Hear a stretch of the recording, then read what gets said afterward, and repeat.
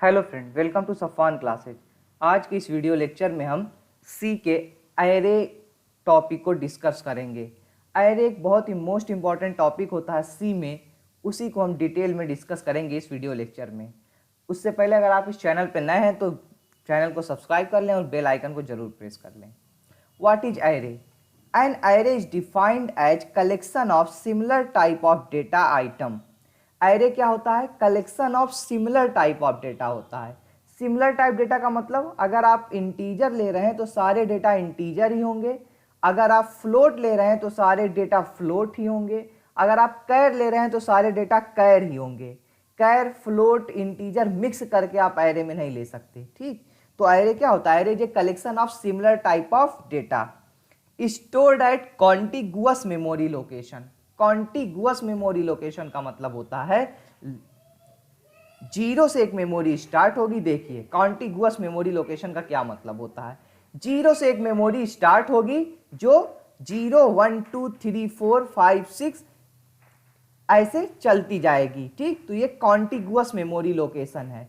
अगर हम एक एरे डिक्लेयर कर रहे हैं, देखिए ये एरे इस तरीके से डिक्लेयर किया जाता है। इंट ए और ये ब्रैकेट बनाएंगे, ठीक, ब्रैकेट, और उसमें हमने लिखा 7। 7 एरे की साइज है, 7 एरे की साइज है। और एरे की मेमोरी हमेशा 0 से स्टार्ट होती है, ऑलवेज 0, कभी भी 1 से स्टार्ट नहीं होती है। इसे इंडेक्स कहते हैं। एरे की इंडेक्सिंग हमेशा 0 से स्टार्ट होती है और कॉन्टिगुअस मेमोरी लोकेशन मिलती जाएगी।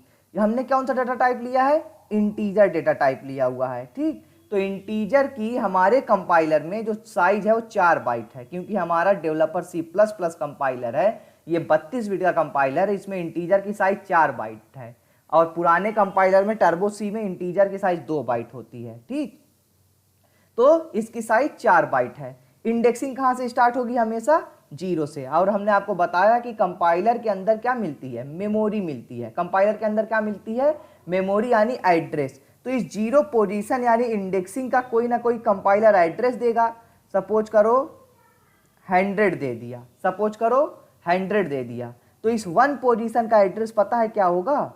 इस 1 पोजीशन का एड्रेस होगा 104। यही 4 बाइट जुड़ जाएगी। ठीक, यही, क्योंकि एक लेता है 4 बाइट, तो एक 4 बाइट मेमोरी, तो अगली 104 और अगली हो जाएगी 108।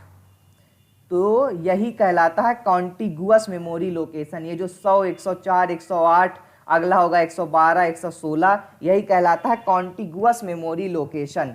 यानी जो इसकी मेमोरी साइज है वही इंटीजर या फ्लोट जो भी आप ले रहे हैं वही ऐड करके जब हम बढ़ते जाते हैं तो देखिए एक फिक्स डिफरेंस है सब में। इसमें 100 और 104 फिर 108 सब में 4 4 का फिक्स डिफरेंस है। ऐसा नहीं है कि ये 100 है तो 101 हो जाए, फिर यहाँ पर 110 हो जाए, फिर 115 हो जाए, एट रैंडम कोई भी नंबर हो जाए। एट रैंडम नहीं हो रहा है यहाँ पर वैल्यू क्या हो रही है? कॉन्टिगुअस चल रही है। दैट्स कॉल्ड कॉन्टिगुअस, यही कहलाता है कॉन्टिगुअस। कॉन्टिन्यूअस और कॉन्टिगुअस में ये डिफरेंस है। कॉन्टिन्यूअस कब कहेंगे? ये 100, 101, 102, 103 हो तो कॉन्टिन्यूअस कहलाएगा, लेकिन एक फिक्स डिफरेंसेस के साथ आप वैल्यू बढ़ती जा रही है, इसलिए कहलाती है contiguous memory location. I hope आपको ये बात समझ में आ गई होगी।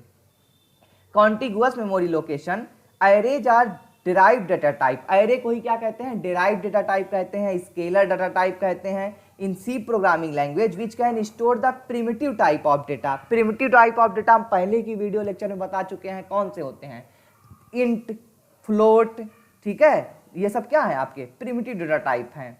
such as int, char, double float. It also has the capability to store the collection of derived data types such as pointer structure. ये pointer structure का भी store कर सकता है। The array is the simplest data structure where each data element can be randomly accessed by using its index number. Index number use करके हम randomly data को भी क्या कर सकते हैं? Access कर सकते हैं। C array is beneficial if you have to store similar element. अगर आपको सिमिलर एलिमेंट स्टोर करना है तो एरे आपके लिए बेनिफिशियल है। For example, if you want to store the mark of student in 6 subject, अगर हम एक स्टूडेंट का मार्क 6 सब्जेक्ट में स्टोर करना चाहते हैं, then we don't need to define different variable for the mark in different subject.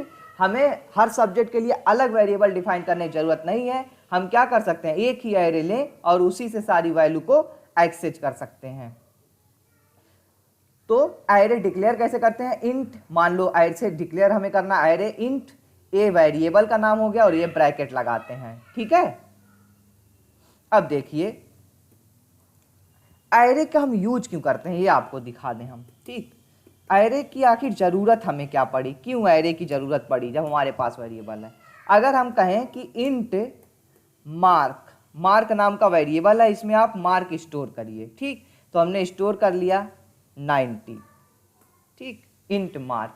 अब हम कहें कि दो सब्जेक्ट का मार्क स्टोर करिए, int mark under score suppose करो हिंदी, ठीक। तो हिंदी का मार्क स्टोर हो गया। अब हम कह रहे हैं कि मैथ का मार्क स्टोर करो, तो ए वेरिएबल तो सिर्फ क्या करेगा, हिंदी का स्टोर किया ना। मैथ का स्टोर करने के लिए फिर क्या चाहिए, एक और वेरिएबल चाहिए, मैथ, ठीक। मैथ का स्टोर हो गया। फिर हम कह रहे हैं कि मार्क स्टोर करो इंग्लिश का, तो इंग्लिश के लिए फिर आपको क्या करना पड़ेगा, एक नया वेरिएबल डिक्लेयर करना पड़ेगा इंग्लिश का, जिसमें आप फिर इंग्लिश का वैल्यू स्टोर करेंगे। इसी तरीके से हम आपसे कहते जाएं कि आप 10 सब्जेक्ट का मार्क स्टोर करिए, तो आपको यहाँ पर 10 वेरिएबल डिक्लेयर करना पड़ेगा। आपको क्या करना पड़ेगा, 10 वेरिएबल डिक्लेयर करना पड़ेगा। 10 वेरिएबल डिक्लेयर करेंगे तो कंपाइलर में 10 अलग अलग मेमोरी बनेगी। 10 अलग अलग मेमोरी को 10 बार आपको प्रिंट ऑफ करना पड़ेगा, 10 बार स्कैन ऑफ करना पड़ेगा। सपोज करिए अगर हम यहाँ डायरेक्ट इनिशियलाइज ना करें, यूजर से इनपुट मांगें, यूजर से इनपुट मांगेंगे तो क्या होगा, हमें 10 बार, हमें अगर 10 सब्जेक्ट डिक्लेयर कर रहे हैं तो 10 सब्जेक्ट की हमें क्या करनी पड़ेगी, प्रिंट ऑफ, और 10 सब्जेक्ट के लिए हमें क्या करना पड़ेगा, स्कैन ऑफ। तो एरे चीज़ों को सिंपल करता है, ठीक। एरे क्या करता है, चीज़ों को सिंपल करता है। हम एक मार्क नाम का एरे ले लें, देखिए एरे इस तरीके से डिक्लेयर किया जाता है, ठीक। यहाँ पर हम ले लें 10, तो एरे डिक्लेरेशन इंट मार्क 10, ठीक। इंट मार्क 10 ये वैल्यू हो रही है, जो एरे डिक्लेरेशन है इसमें हो क्या रहा है, इंटीजर नाम का एक एरे डिक्लेयर होगा, ठीक। इंटीजर डेटा टाइप का, जिसका नाम क्या है, मार्क, और उसमें कितनी वैल्यू हम स्टोर कर सकते हैं, 10 वैल्यू स्टोर कर सकते हैं। जैसे हम यहाँ पर 7 लिए हुए हैं, वैसे यहाँ पर जब हम यहाँ पर 10 कर देंगे तो हम कितनी वैल्यू स्टोर कर सकते हैं, 10 कर सकते हैं। या अगर हम इसे 7 ले लें, ठीक, इस एग्जाम्पल से आप समझ लीजिए, अगर हम यहाँ पे 7 ले लिए तो इसकी इंडेक्सिंग कहाँ से स्टार्ट होगी, इसकी इंडेक्सिंग स्टार्ट होगी 0 1 2 3 4 5 6, ठीक। और इसमें वैल्यू कैसे हम रखेंगे, इसमें वैल्यू हम रखते हैं, देखिए मार्क, फिर ब्रैकेट लगाओ, 0 पोजीशन इक्वल, ठीक, 45। तो मार्क के 0 पोजीशन पे क्या आ गया, 45। मार्क 1 पोजीशन, ठीक, 1 पोजीशन पे क्या आ गया, 78। मार्क 2 पोजीशन, ठीक, 2 पोजीशन पे हमने दे दिया 98। फिर मार्क 3 पोजीशन, और 3 पोजीशन पे हमने दे दिया 56। मार्क 4 पोजीशन, और 4 पोजीशन पे हमने क्या दे दिया, 90, ठीक। अगर हम इसे ही प्रिंट कराएं, प्रिंट ऑफ %d, और क्या प्रिंट कराएं, पहले हम मार्क 0 पोजीशन प्रिंट कराएं, ठीक, मार्क 0 पोजीशन।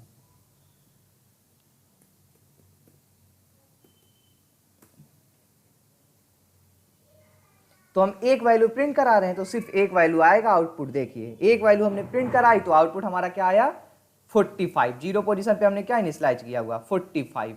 ऐसे ही अगर आपको 1 पोजीशन प्रिंट कराना है तो फिर हम क्या लिखें, प्रिंट ऑफ मार्क 1 पोजीशन, ठीक, मार्क 1 पोजीशन। तो क्या हुआ, प्रिंट हो जाएगा 78। फिर आपको क्या प्रिंट कराना है, 2 पोजीशन, तो आप क्या लिखेंगे, मार्क 2 पोजीशन।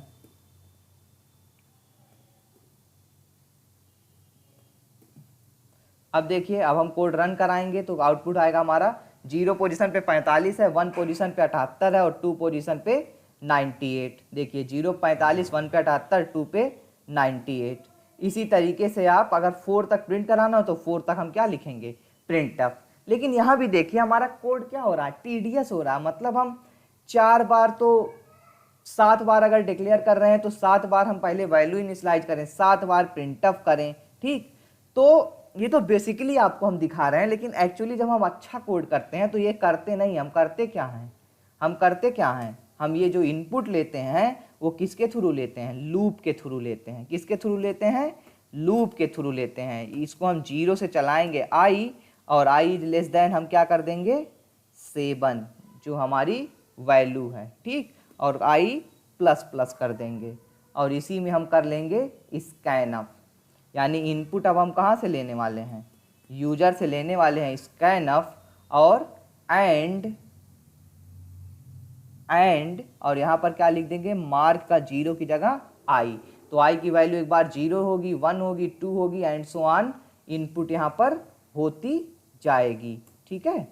और फिर यही एक लूप चलाएंगे हम, और उसको हम क्या कर देंगे, प्रिंटफ कर देंगे, और यहाँ पर हम लिख देंगे i कामा i, और यहाँ पर हम एक प्रिंटफ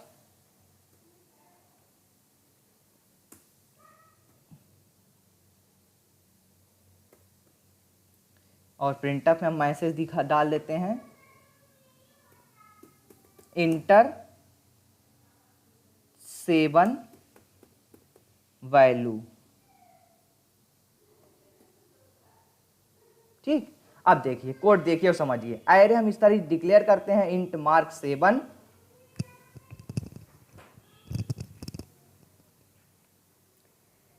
मार्क 7, फिर हम चलाते हैं for i equal 0, i is less than 7, i plus plus, ठीक, और उसमें स्कैनफ मैसेज आया। स्कैनफ में हमने क्या किया, एंड मार्क ऑफ i, तो मार्क वेरिएबल हो गया, और मार्क ऑफ i की वैल्यू क्या हो गई, पहले लूप 0 होगी, एक बार वैल्यू 0 होगी तो 0 पे इनपुट लेगा, फिर i प्लस प्लस होगा, 1 होगा तो 1 पे इनपुट लेगा, 2 पे इनपुट लेगा, 3 पे इनपुट लेगा, 4, 5 और 6 पर इनपुट लेगा, और फिर जब हम उसे प्रिंट कराएंगे, फॉर वैल्यू हम प्रिंट करा रहे हैं, तो फिर प्रिंटफ हम i इक्वल यहाँ पर पहले 0 होगा, 1 होगा, 2 होगा, और 6 तक वैल्यू क्या हो जाएगी, प्रिंट भी होती जाएगी, ठीक। तो देखिए कि किस तरीके से ये कोड आउटपुट 7 वैल्यू, तो किस तरीके से 7 वैल्यू के लिए आपने सिर्फ एक वेरिएबल डिक्लेयर किया। हमारा एरे डिक्लेयर करने का मेन ऑब्जेक्टिव क्या है कि हमें बार बार वेरिएबल ना डिक्लेयर करना पड़े। देखिए हम 7 वैल्यू इनपुट ले रहे हैं, लेकिन वेरिएबल कितना डिक्लेयर है, सिर्फ एक वेरिएबल डिक्लेयर है, और यही हमारा ऑब्जेक्टिव है। इंटर वैल्यू 1 2 3 4 5 6 7,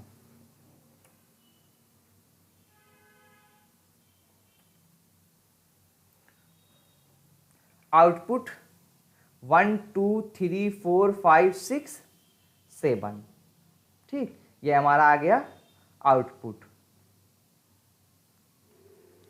तो फिर हम आते हैं एरे की प्रॉपर्टीज पर। तो ये सिंपल सा एरे का एग्जांपल था कि एरे हम लिखते कैसे हैं, ठीक, और उसमें वैल्यू हम लूप के थ्रू इनपुट लेते हैं, लूप के थ्रू हम क्या करते हैं, प्रिंट करते हैं।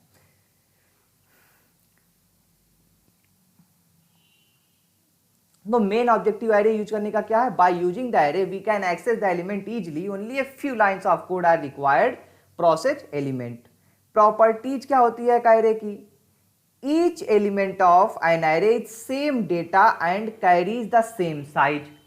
हमने आपको पहले ही बताया कि ईच एलिमेंट मतलब ये 0 पोजीशन भी 4 बाइट ही लेगा, ये 1 पोजीशन भी 4 बाइट ही लेगा, ठीक, और ये 2 पोजीशन भी 4 बाइट मेमोरी ही कंपाइलर के अंदर लेगा, क्योंकि सारे डेटा क्या हैं, इंटीजर टाइप के हैं। Element of array are store at contiguous memory location where the first element is store at the smallest memory location. Element of the array can be randomly accessed since we can calculate the address of each element of array with the given base address and size of data element. Element of array can be randomly accessed. हम जो array का element है उसे randomly access भी कर सकते हैं, मतलब हम डायरेक्ट इसमें से 1 या 2 या 3 या 5th पोजीशन की भी वैल्यू को क्या कर सकते हैं, प्रिंट करा सकते हैं। और उसका क्या एड्रेस है, उस एड्रेस को भी हम क्या करा सकते हैं, प्रिंट करा सकते हैं।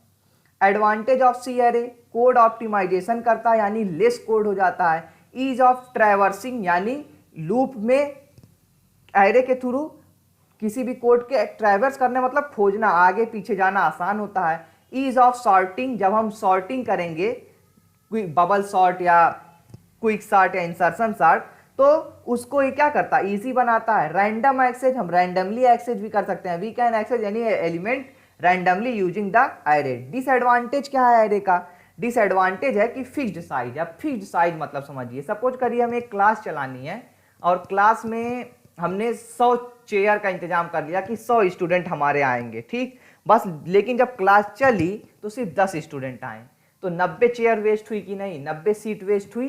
वैसे ही एरे में है, अगर आपने 100 साइज का वेरिएबल डिक्लेयर कर लिया और रन टाइम आपको बस 10 ही वैल्यू देनी थी, तो 100 कंपाइलर के अंदर 100 वेरिएबल की साइज क्या होगी, वेस्ट होगी। यही इसका डिसएडवांटेज है। डिक्लेरेशन ऑफ सी एरे, ठीक, ये तो हम आपको दिखा ही चुके हैं डिक्लेयर कैसे करते हैं। इंट मार्क्स, ब्रैकेट लगाएंगे, उसके अंदर जो भी वैल्यू हम लिखेंगे वो उसकी क्या होगी, साइज होगी, ठीक। ये देखिए, मान लो मार्क हम स्टोर कर रहे हैं, तो मार्क 0 पोजीशन पे 80, 1 पोजीशन पे 60, 2 पोजीशन पे 70, 3 पे 85, 4 पे हमने 75 इनिशियलाइज किया है।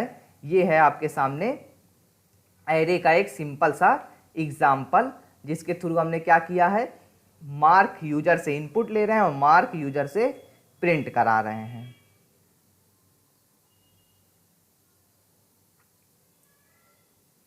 ठीक, अब देखिए सी एरे डिक्लेरेशन विथ इनिशियलाइजेशन, ठीक। यहां पर हमने जो इनपुट लिया हुआ है, यहां हम यूजर से इनपुट ले रहे हैं। अगर हम इनिशियलाइजेशन के साथ ही डिक्लेरेशन करना चाहें तो कैसे करेंगे, देखिए। अगर हम मार्क 7 लिखा हुआ है यहीं पे वैल्यू देना चाहते हैं तो हम क्या करें, यहाँ पे ही हम वैल्यू दे सकते हैं। यहाँ पे हम इस ब्रैकेट के अंदर वैल्यू दे सकते हैं 45, 67, 89। हम थोड़ा साइज कम ले लेते हैं, इतनी वैल्यू, ठीक। मान लो हमने एरे की साइज ली है 3, इंट मार्क 3, ठीक, और उसके अंदर हमने क्या लिखा 45, 67 और 89। इस तरीके से भी हम वैल्यू डिक्लेरेशन और इनिशियलाइजेशन एक साथ कर सकते हैं, ठीक। देखिए उसके बाद अगर हम प्रिंट कराएंगे वैल्यू को, रैंडमली भी आप कोई भी वैल्यू प्रिंट करा सकते हैं इसमें से परसेंटाइल डी हमने प्रिंट कराया, ठीक। मार्क 3 वैल्यू है तो मार्क 0 भी प्रिंट करा सकते हैं, 1 भी प्रिंट करा सकते हैं और 2 प्रिंट करा सकते हैं। 3 इंडेक्सिंग होगी, ये 0 पोजीशन, ये 1 पोजीशन, ये 2 पोजीशन। तो हम क्या प्रिंट कराने जा रहे हैं, मार्क का 2 पोजीशन। 2 पोजीशन पे क्या है 89, आउटपुट हमारा क्या आएगा 89।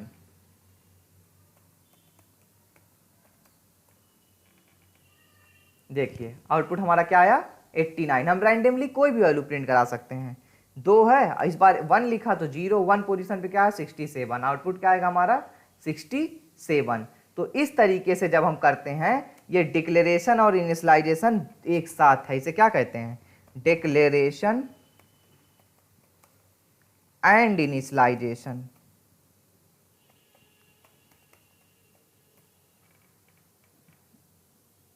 दूसरा, अगर हम साइज ही ना लिखें, ठीक, in such case there is no required to define the size, so it may also be written as the following code. अगर हम साइज ही ना लिखें या 3 ना लिखें तो जो भी आप वैल्यू देंगे वही उसकी साइज हो जाएगी। मतलब 3 वैल्यू दिए हैं तो इसकी साइज क्या हो जाएगी 3। इस तरीके से भी हम लिख सकते हैं, ये देखिए, ठीक। जरूरी नहीं आप साइज डिफाइन करें, साइज नहीं डिफाइन करेंगे तब भी आप जितने चाहे उतने एलिमेंट लिख सकते हैं।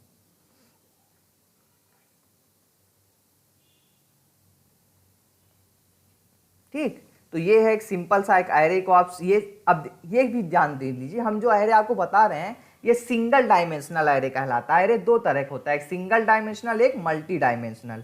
यहाँ पे जो एरे डिक्लेयर है वो क्या है, ये सिंगल डायमेंशनल है, सिंगल